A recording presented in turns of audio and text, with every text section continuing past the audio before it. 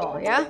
Kapan pakai influencer dan kapan pakai selebgram? Gunakan influencer untuk endorse maka mendapatkan traffic dan penjualan. Gunakan selebgram untuk memviralkan.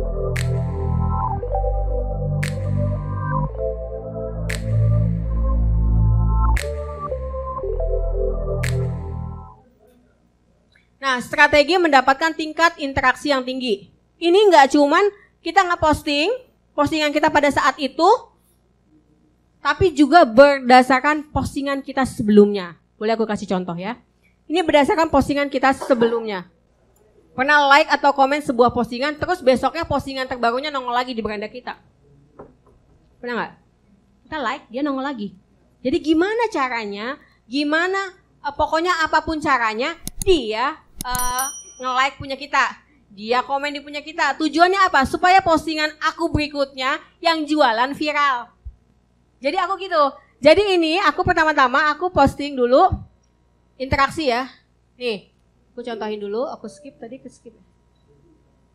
Oke, ini ya. Ini cara kerjanya ya. Begitu kita berinteraksi dengan sebuah akun, maka nilai weight-nya ya, weight-nya naik dan bersaing dengan akun-akun lainnya yang kita juga berinteraksi. Mesin Instagram akan mengurutkan siapa yang skornya paling tinggi. Jadi ini nanti diurutkan nih, maka postingan akun itulah yang lebih diprioritaskan akan tampil di beranda kita. Ya, itu kenapa?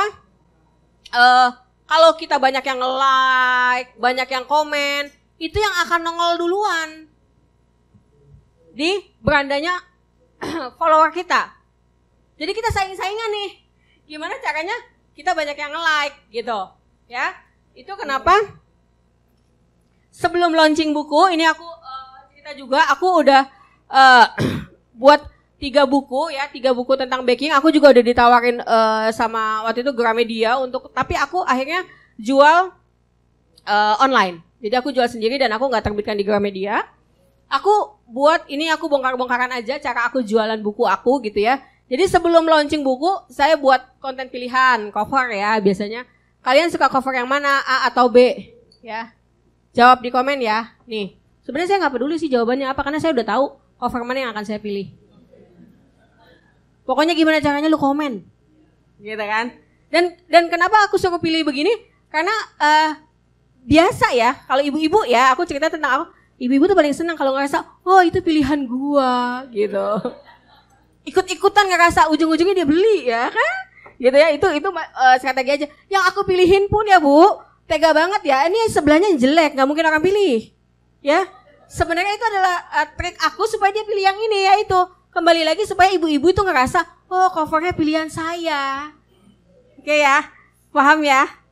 Nah, jadi saya sebenarnya nggak peduli dia mau jawab yang mana, karena saya udah tahu sih dia bakal jawab yang B. Dan itu memang iya. Abis ini baru saya jualan. Ya, jadi saya pilih dulu. Terus ada lagi konten saya yang lumayan banyak banget itu. Saya biasanya orang itu ibu-ibu senang banget untuk nge-scroll. Ya, ini lebih ke sini dulu. Jadi udah ngerti gimana caranya. Dan orang, inget ya, orang nggak mau jawab yang susah-susah Bu. Jawab aja, tolong dong kalau suka jawab kuy, santuy. Nah itu pasti pada mau. Karena kan tujuannya kita adalah gimana caranya mereka komen. Ya, nah itu juga, atau jawab mau. Kalau aku kebiasaan, aku kalau nge-share resep, ya resepnya udah ada lah, udah siap. Ini resepnya mau di-share nggak? Mau dulu ya, sampai 2.000, nanti baru aku kasih berikutnya resepnya, gitu. Paham ya? Jadi gimana caranya, nggak tahu gimana caranya, yang penting mereka komen.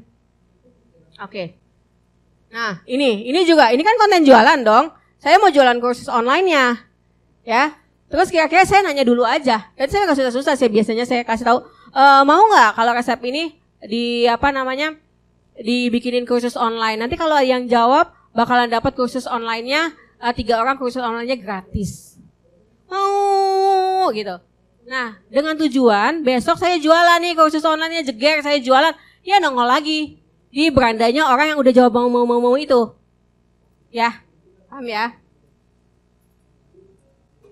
Nah, terus strategi di story, oke? Kalau tadi strategi di konten, aku ulang-ulangi ya. Jangan sampai lupa. Terus kita buat juga strategi di story. Jadi semua strategi, semua pagernya hari ini aku kasih. Ya, Tapi pelan-pelan aku ngomongnya, kalau yang nggak ngerti langsung aja tanya. Strategi di story. Cek story aku ya, ada kode voucher 100.000. Ada kode voucher 10.000. Tapi sebelum itu teman-teman udah nyiapin dulu 30 postingan di story. Ini taruhnya di belakang. Tujuannya apa? Supaya dia nge-tap, tap. Semua story kita. Oke, ngerti ya? Supaya itu di terakhir gitu loh. Kayak mungkin kalau dicek di Instagram aku sekarang, story-nya kemarin aku kasih. Aku mau ngeluarin kursus kebab online.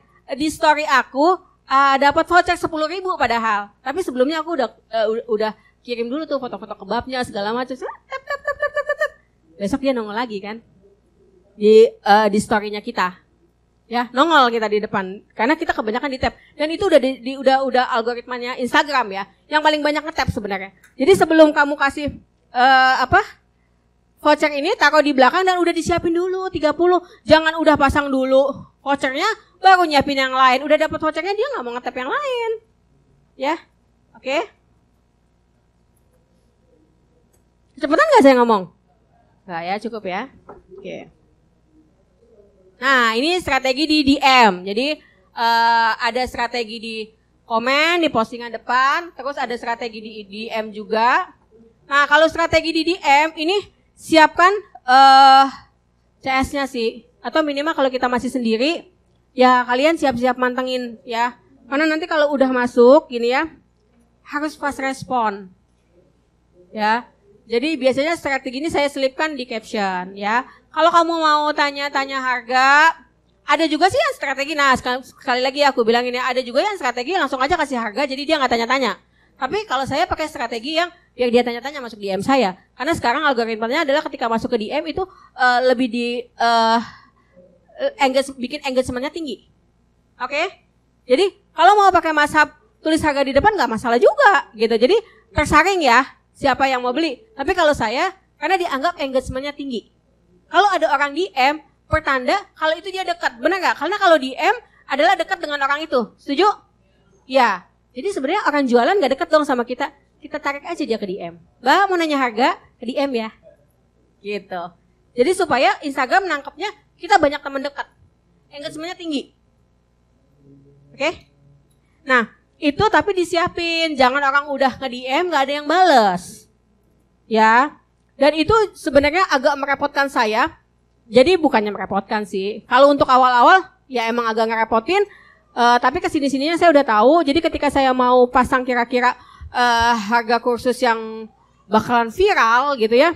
Saya yang jawab DM saya juga. Makanya kalau nggak DM saya mohon maaf. Yang ngejawab juga admin. Karena saya jualannya di DM. Ya. Di DM saya bawa ke WA. Di WA ya itu yang tadi kasihnya. Nanti di WA udah kecatat kan, udah jadi database kita. Kerjaannya ribet. Tapi enak banget buat jualan. Ya. Jadi mesti disiapin dulu karena kalau misalnya yang nge-DM cuma 10, cuman apa saya bahkan itu yang nge-DM bisa ribuan. Kalau kita suka banget di blog sama Instagramnya ya nggak bisa ya karena kebanyakan banget DM-nya ya. Ngebales-balesin. Untuk kelihatannya sih halus aja di depan kan, ya mbak cek DM ya gitu. Ya mbak di DM capek dong, udah ngebalasin komen, ngebalasin ini ya. Tapi itu ketika kita udah sadar nanti ya, ketika udah pada belajar di sini, mudah-mudahan amin semuanya ngedapetin kewalahan ngebalasin DM itu kabar baik dong. Jadi punya banyak data dan lain-lain itu udah siap. Jadi udah disiapin dulu amunisinya. Ketika udah belajar ini nanti sampai habis, udah tahu apa sih yang mesti disiapin.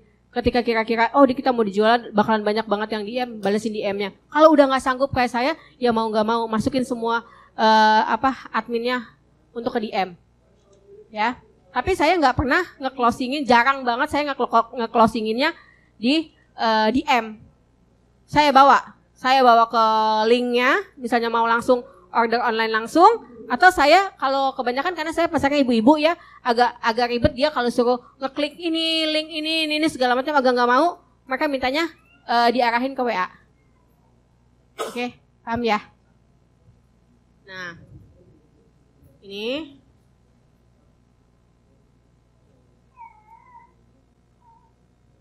Oke. Jadilah top postingan di market kita. Siapkan market kita untuk sering komen, like, terus sering lihat story, sama sering DM. Ini yang tadi aku ajarin ya. Jadi ini udah disiapin dulu deh market kita. Jadi meskipun cuman follower yang misalnya mau di bawah 1000 nggak apa-apa. Marketnya tuh disering-seringin, Mbak. Aku punya hadiah yang paling ya tergantung produknya sih. Kalau saya hadiah yang paling murah adalah produk saya sendiri gitu kan. Jadi saya sering bagi-bagi aja gitu kan. Paling 3, apalagi kalau jualannya online ya, kayak saya online kan sebenarnya udah nggak ada modal fisik lagi gitu kan. Ya udah tinggal masuk ke kursus saya gratis segala macem. Jadi nanti teman-teman pikirin aja apa yang bisa, karena orang Indonesia seneng banget gratis. Apaan juga gitu ya. Penting gak penting juga pokoknya ada tulisan giveaway gitu ya, gratis. Yang komen ya. Tapi sekarang nggak udah yang terbaru lagi juga kemarin aku dengar kita nggak boleh lagi pasang giveaway. Kenapa? Karena itu jadi spam nyampah. Ini baru ya kita ya dapetnya. Jadi kalau bisa sekarang udah bukan giveaway ya. Aku nggak tahu kalau quiz masih bisa masuk atau enggak. Karena kan itu kan suka ada tag 3 orang teman kamu. Jadi sama Instagram udah ngeganggu banget. Karena sekarang semua udah pakai strategi giveaway. Tapi kalau yang belum pakai strategi itu coba aja lah. Ya, coba aja. Tapi kalau kita yang udah biasa pakai giveaway segala macam, disarankan untuk nggak pakai lagi. Ya pakai aja coba, tapi nggak usah pakai tag temennya. Jawab aja dulu mau. Hadiah ini gitu ya. Oke. Itu juga masih baru banget sama. Nggak bolehnya. Nah, ini juga meningkatkan weight di postingan saat ini ya. Top postingan. Weight rata-rata 15 menit pertama ditambah weight rata-rata 1 jam pertama dibagi 2. Dan terus meningkat selama 24 jam. Nih, semakin tinggi nilainya, maka Instagram akan menampilkan lebih banyak atau ya reach-nya ya, bisa 2 kali atau lebih dari jumlah follower akun tersebut. Jadi suka nggak kalau ngelihat mana ya, kasih lihat dong, nggak bisa ya. Jadi follower kita misalnya waktu itu 50 baru 50 gitu ya, 50K, tapi kok yang nge-view atau ya nge-view videonya itu bisa 200 400 ribu gitu. Itu kan udah di atas banget ya. Oke. Nah ini rata-rata di 15 menit pertama. Yuk, cek dulu deh IG-nya ya. Klik di pencarian. Ya, klik di pencarian. Lihat postingan teratas. Postingan paling atas itu kan ada berapa view-nya, like-nya. Udah lihat? Masing-masing beda-beda. Udah follow apa belum? Belum kan? Nah itu kan tujuannya kan, meskipun kita juga belum follow gitu. Tapi itu kenapa kalau engagementnya tinggi dan lain-lain, kita tuh akan tampil di beranda orang. Jadi kalau orang itu suka dengan kontennya kita, dia akan follow. Ya. Ada yang ini kesulitan? Bisa dibantu? Ya, ada juga ukurannya besar dan kecil. Lihat ya postingannya, ada ukuran besar dan kecil kan? Ini Bu, yang ini. Nah, ini ya, IG kan ada yang besar, ada yang IGTV, ada yang kecil. Ya. Ini yang kita tujukan untuk kita tampil ya. Nah, daftar top post di pencarian berdasarkan relevansi, berdasarkan viral konten, belum di-follow. Itu yang tadi aku bilang. Ya, gimana kalau postingan kita banyak yang like, banyak yang komen, itu akan nongol di beranda-beranda target market kita. Paham ya? Sampai tadi yang kita omongin tadi tujuannya kemana? Tujuannya untuk tampil di situ dulu. Ini belum di-follow.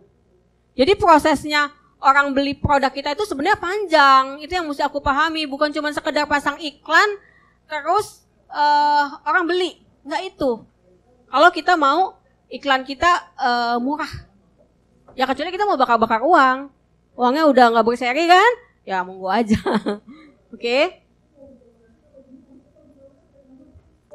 Nih, bagaimana cara agar postingan kita masuk ke top pencarian di calon follower market kita? Ya itu tekniknya banyak banget ya kan, bisa bikin broadcast segala macam, share postingan ke semua database.